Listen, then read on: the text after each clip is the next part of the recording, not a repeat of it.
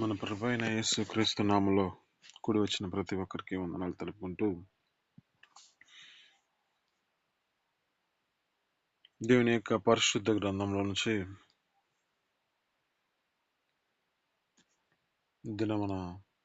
మనం మాట్లాడదాం. కీర్తనలో 119వ అధ్యాయము 9వ వచనం మనం చదువుకుందాంలే.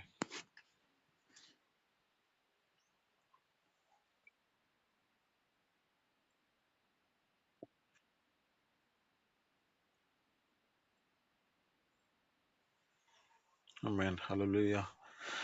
ఇక్కడ ఉన్న మాటలను బట్టి, మనతో మాట్లాడుతున్న మాటలను బట్టి, యవ్వనులు దేవుని చేత శుద్ధిపరచుకుంటారు అని లేఖనాలు సెలవిస్తూ ఉన్నాయి. ఈ లేఖనాలు బట్టి చదువుతున్న మాటను బట్టి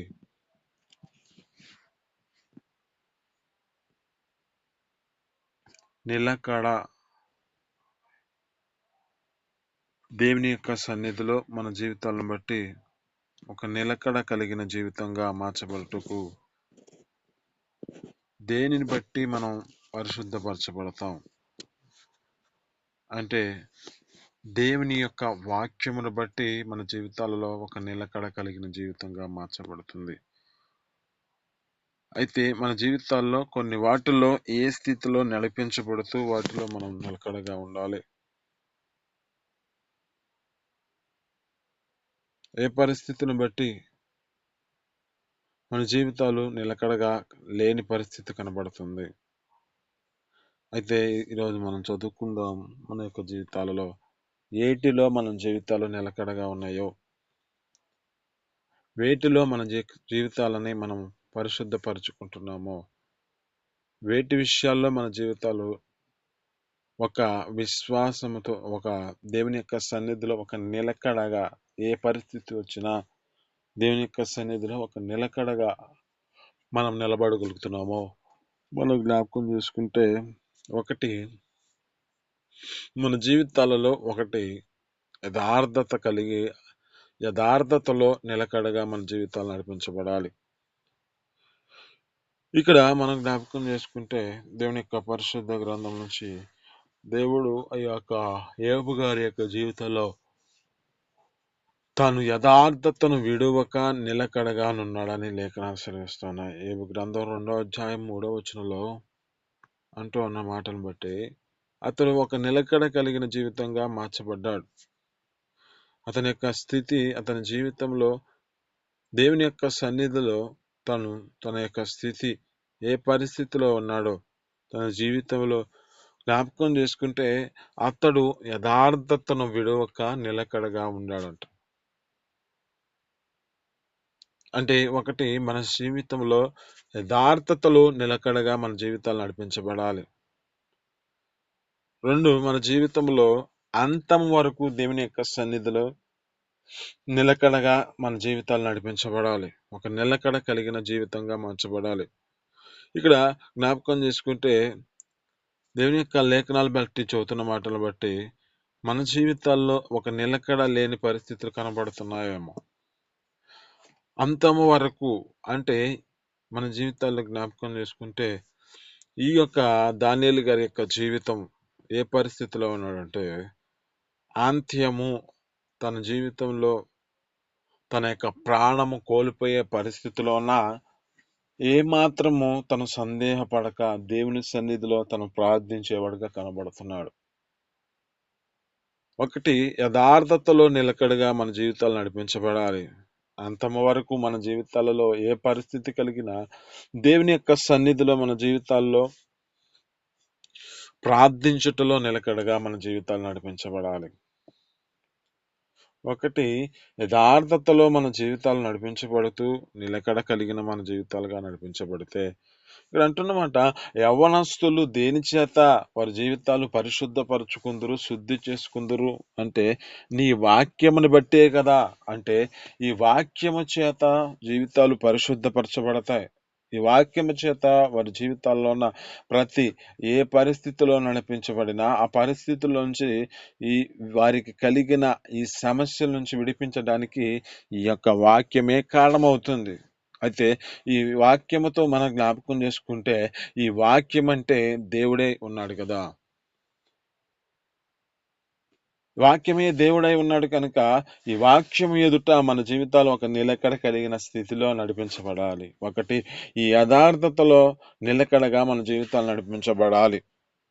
రెండు, మన జీవితంలో ప్రార్థన ఎంతవరకైనా మన జీవితాలు అంతము వరకు మనం దేవుని సన్నిధిలో ఒక నిలకడ కలిగిన వారిగా మనం మార్చబడాలి.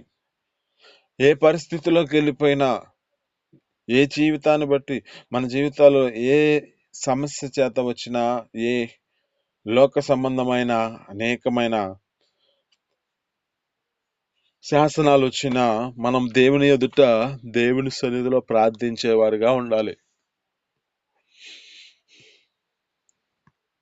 మూడవదిగా మన జీవితాల్లో విశ్వాసమందు నిరీక్షణతో దేవుని సన్నిధిలో దృఢముగా మన జీవితాలు నడిపించబడాలి. లేఖనాలు బట్టి చదువుతున్న మాటలను బట్టి ఏమంటుందంటే ఆ విశ్వాసములో మనం మన జీవితాలను కలిగి దేవుని ఎదుట మనం నిరీక్షణతో కొనసాగించబడాలి. ఈ శ్వాసము దేవుని యొక్క సన్నిధిలో ఈ నిలకడ కలిగి ఉన్న దాన్ని బట్టి, లేఖనాలు చెబుతున్న మాటలను బట్టి రాజ్యములను జయించారు. ఈ శ్వాసమును బట్టి వారి యొక్క జీవితాలలో స్త్రీలైన వారు మృతులైన వారిని శ్రేష్టమైన పునరుద్ధానం కోరవాలని వారి వారి యొక్క జీవితాల్లో మరింత యాతన పెట్టబడిరి అని చెబుతుంది. అంటే వారి జీవితాల్లో ఆ విశ్వాసంలో దేవుని సన్నిధిలో ఎంతగా వారి జీవితాలు నిరీక్షణతో కొనసాగించబడ్డారో మనకు కనబడుతుంది.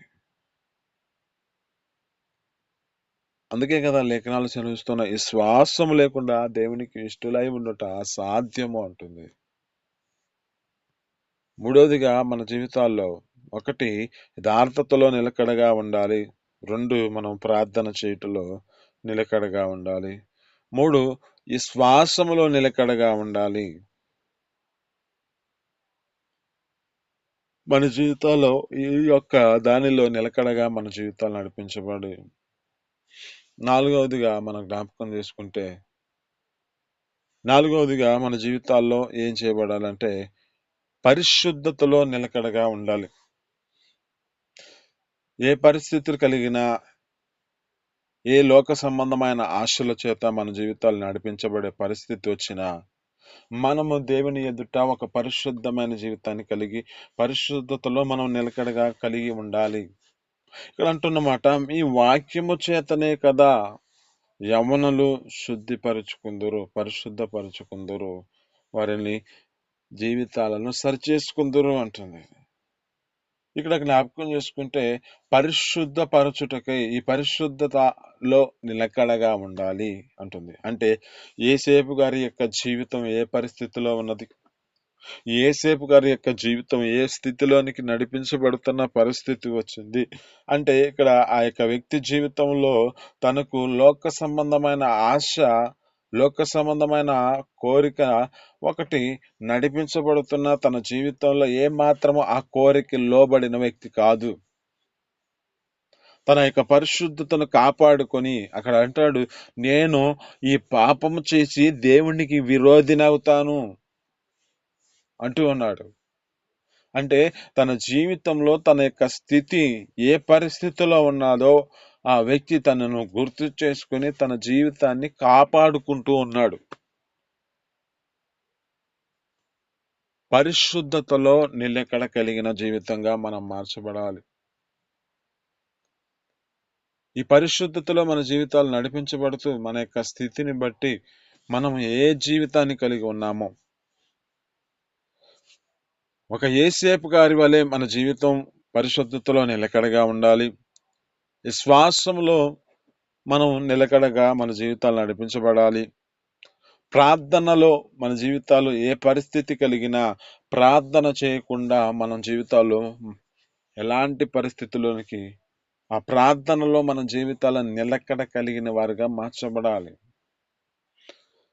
యథార్థతను విడిచిపెట్టకుండా ఆ యథార్థతను ఏ పరిస్థితి వచ్చినా, ఎన్ని సమస్యలు వచ్చినా, ఎన్ని బాధలు వచ్చినా ఈ దేవుని యొక్క సన్నిధిలో ఒక యథార్థతలో నిలబడి జీవించాలి. ఇంకా మనం జ్ఞాపకం చేసుకుంటే క్రీస్తులో నిలకడగా ఉండాలి.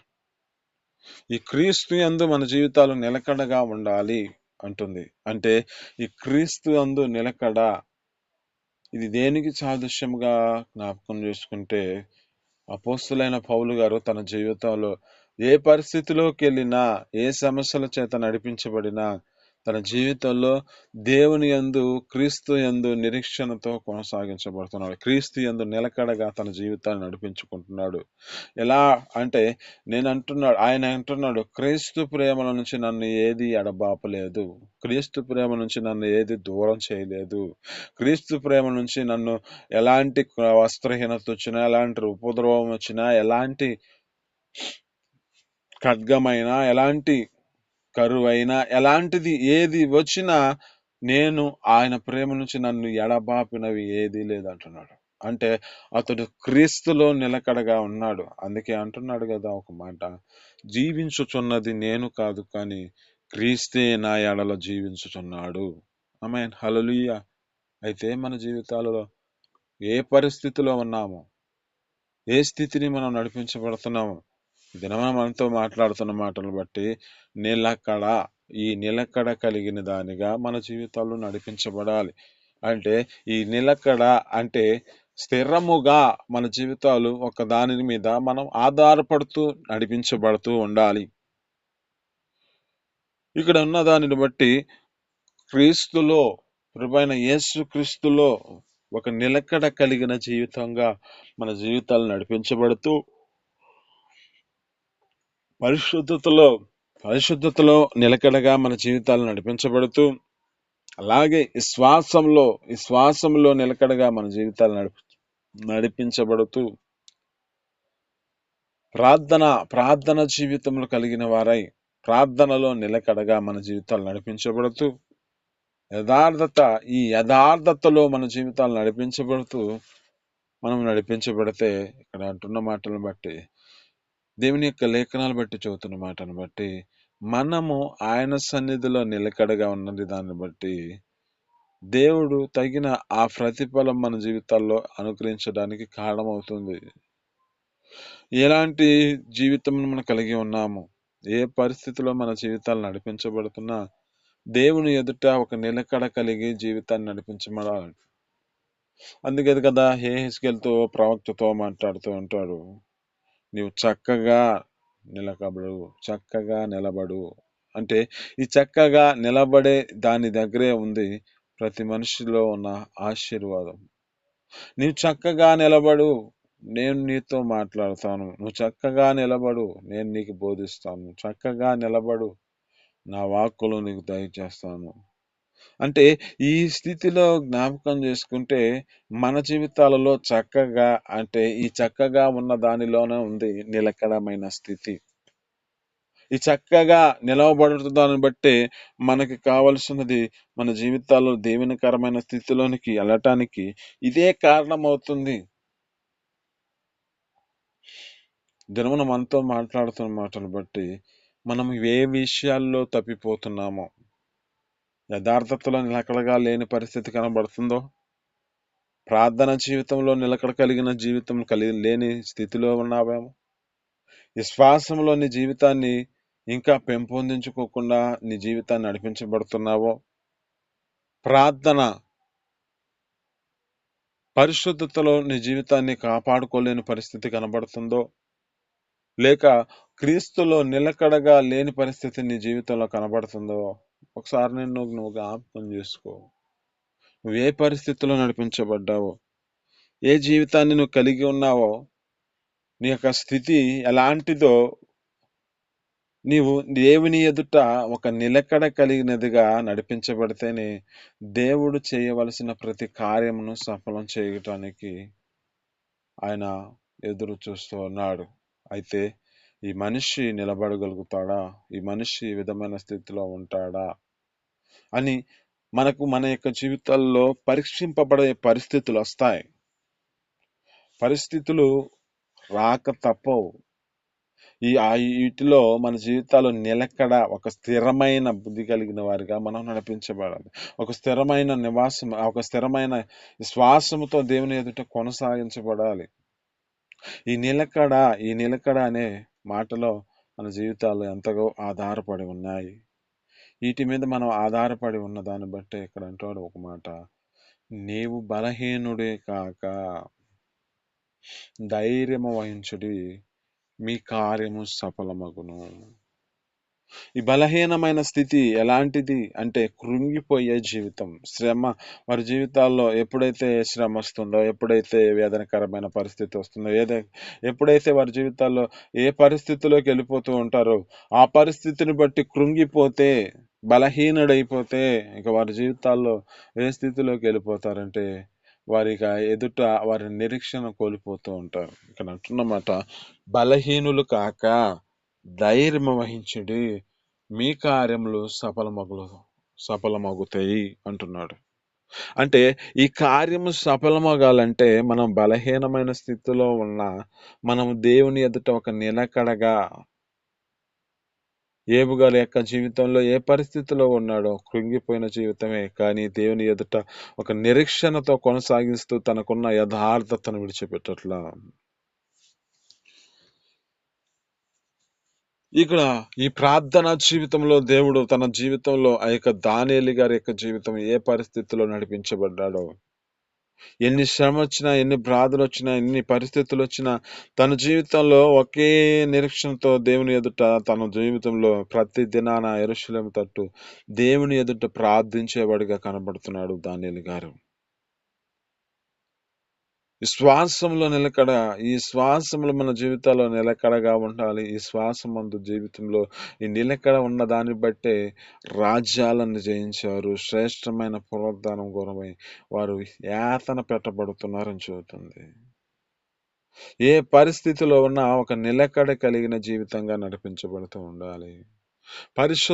ఈ పరిశుద్ధతలో తన కొరకు ఎన్ని శ్రమలు పట్టబడ్డాడు, తన జీవితంలో ఎంతగా శ్రమ పట్టబడ్డాడో యేసేపు గారి యొక్క జీవితంలో జ్ఞాపకం చేసుకుంటే, ఏ పరిస్థితిలో ఉన్నా తన జీవితంలో ఆ పరిశుద్ధతను కాపాడుకుంటూ తన జీవితాన్ని నడిపించుకున్నాడే.